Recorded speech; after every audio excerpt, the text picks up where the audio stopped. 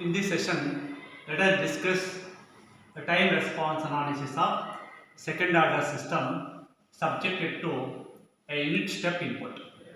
In the last session, we have just discussed how to represent the standard transfer function of a second order system. In today's session, let us discuss its response for unit step input. So here we are considering the first case zeta less than 1 because the transfer function or the roots of this denominator completely depends upon the value of zeta and omega n. Hence we are going to have different cases to analyze the response of the system.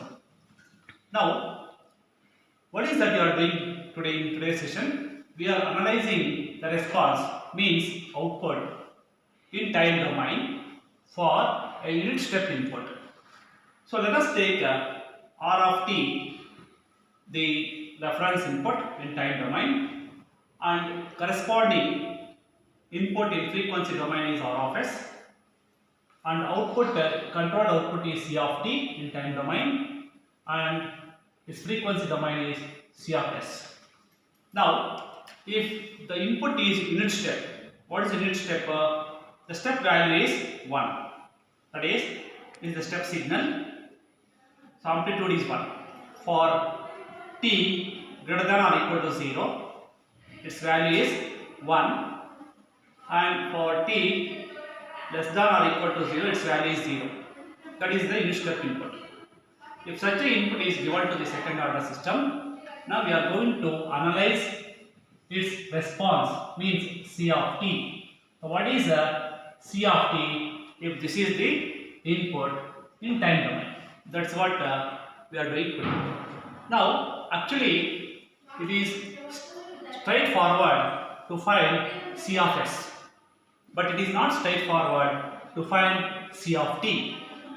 So you know that this is the closed loop transfer function of second order system. That is, transfer function is equal to C of s by R of s, that is equal to omega n square divided by s square plus 2 zeta omega ns plus omega n square.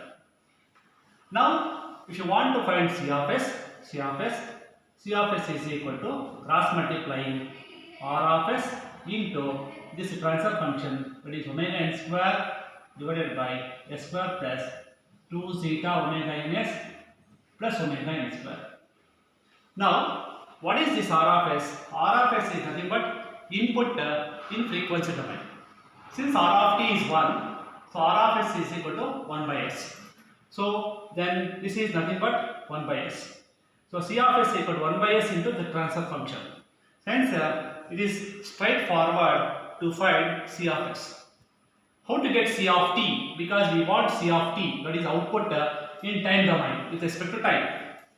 If you want this in time domain, you have to take the inverse Laplace transformation.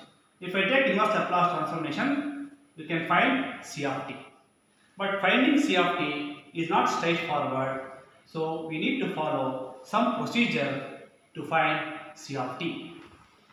So transfer function is equal output C of s equal to R of s into the transfer function of the second order system. So R of s equal to 1 by s, and this is the transfer function. Now my intention is to find C of t. To find C of t, I need to take inverse Laplace transformation. So to take inverse Laplace transformation, this must be in standard form. To keep it in standard form, now we are going to take partial fractions. Taking partial fractions of the above equation, this can be written as C of s equal to a by s plus, since this is a second order system, so bs plus c divided by s square plus 2 zeta omega ns plus omega n square. Now we need to find the values of a, b and c. This a, b and c are partial fraction, or so partial fraction constants. So after solving A, B and C, we get A is equal to 1, B is equal to -1 and C is equal to minus zeta omega n. Because of the time constraint, I am not solving the ABC. Just later we can solve and you can find out. So we get the values of ABC as A is equal to 1, B is equal to -1, C equal to minus zeta omega n. Now I am going to substitute these three values in this equation. Substituting ABC in this equation, we get, so A is 1 by S plus B and C. If you substitute here, then you will get this equation. Since both B and C are negative, I have taken negative outside. Now, still this is not in standard form, hence let us modify this equation. Now for this equation, let us add and subtract zeta omega n whole square. Then C of S is equal to 1 by S minus numerator let it as it is, and for denominator S square plus 2 zeta omega n S plus omega n square. Add this and also subtract. Okay. Now in this equation, this term, this term, this term, if I take so I can write it as A plus B whole square. So A plus B whole square. That is A square plus B square plus 2AB. So A square plus B square plus 2AB. If I write here, so I can rewrite this equation like this. That is C of S is equal to 1 by S minus S plus 2 zeta omega n divided by S plus zeta omega n whole square. The remaining these two terms, what is common? Omega n square. So plus omega n square, if I take 1, then what you get? 1 minus zeta square. So omega n square, take outside, 1 minus zeta square. Now here, I will take this as omega d square. We'll define this as, let us define this as omega d square. Then we will get C of S is equal to 1 by S minus S plus 2 zeta omega n divided by S plus zeta omega n whole square plus omega d square, where so omega d square is equal to omega n square into 1 minus zeta square, or omega d is equal to omega n into root of 1 minus zeta square. Now let us rewrite this numerator. You have 2 zeta omega n. I can write it as zeta omega n plus zeta omega n.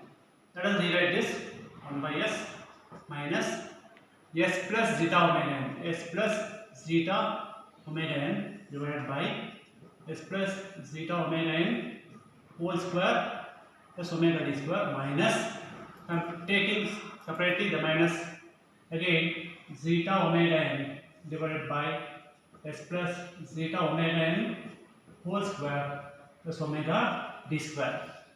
Now here I want in standard form. Already I got this in standard form because I have to take the inverse Laplace transformation.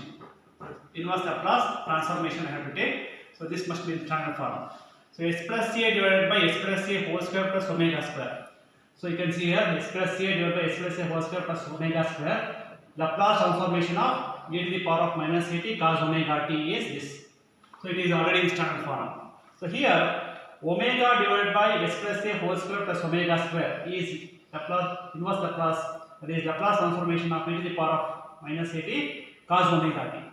That's why here I want omega d. So this is omega d. That's why I want here the same term. That's why I'll multiply and divide by omega d for this term. Let us multiply and divide by omega d here. Omega d.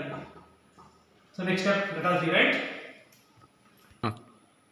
Now, so multiply and divide by omega d. So zeta omega n divided by omega d multiplied by omega d divided by s plus zeta omega n whole square plus omega d square.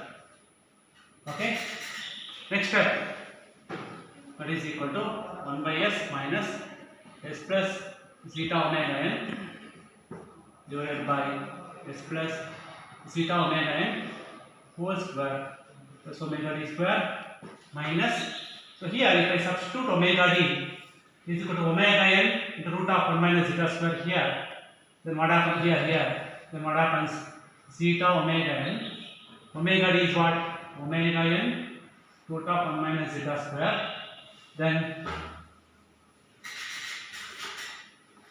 so omega d divided by s plus zeta omega n whole square plus omega d square. Now I can cancel these two. So then we get here zeta divided by root of 1 minus zeta square into this. Now we got these expressions in standard form. Now I can take inverse Laplace transformation of this equation to get c of t. I have to take the inverse Laplace transformation.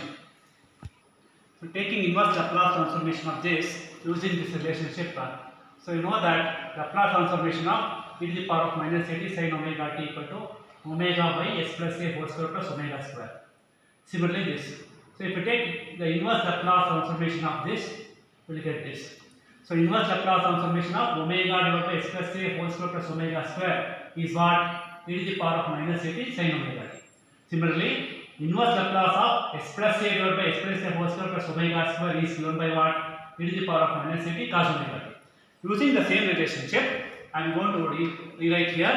So c of t is equal to inverse Laplace of 1 by s is what, 1. We already know that. So this one, s plus a divided by s plus a whole square plus omega square is what, e to the power of minus at cos omega t, where omega is given by omega d. Similarly, and this is constant zeta divided by root of 1 minus zeta square. Then omega divided by s plus a whole square plus omega square is what, e to the power of minus at sin omega t. Now this is the equation. Now just rearranging this equation, we get the equation c of t is given by 1 minus e to the power of minus zeta omega n t divided by root of 1 minus zeta square. So by taking LCM here and rearranging the terms, we get this equation. This is the actual response of second order system for unit step input.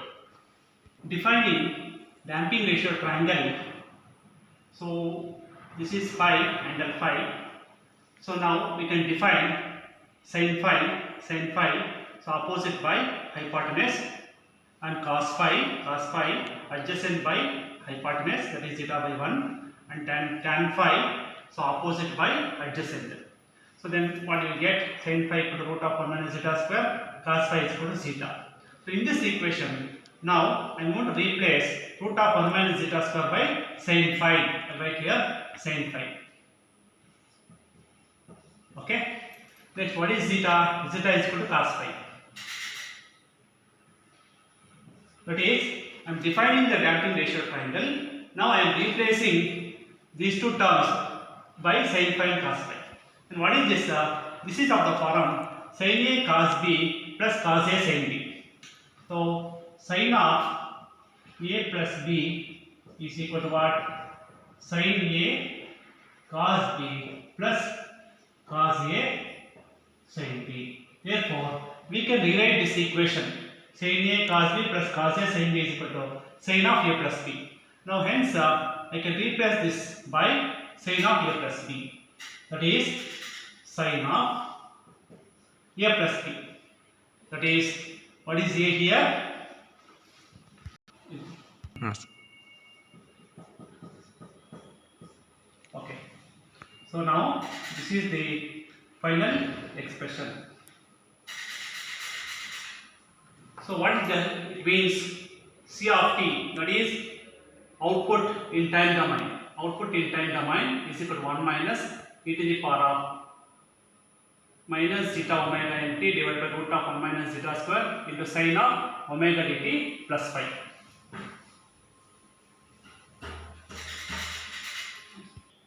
According to this equation, the response of second order system is exponentially decaying sinusoidal wave because we have sine term and it is multiplied by e to the power of minus some value. Hence it is exponential decay. Since it is e to the power of negative, it is exponential decay sinusoidal wave. So this is what the conclusion from this equation. Again I will conclude like this. We have considered a second order system and we have considered the input r of t in time domain, that is 1, that is unit step input. For this input we are getting the output like this. That is, it is a sinusoidal wave but it is exponentially decaying wave. That is, the amplitude goes on decreases and reaches steady state. Now here the exponential decay is completely depends upon the value of zeta. So larger the value of zeta, exponential decay is more and the wave and the response reaches the steady state very faster.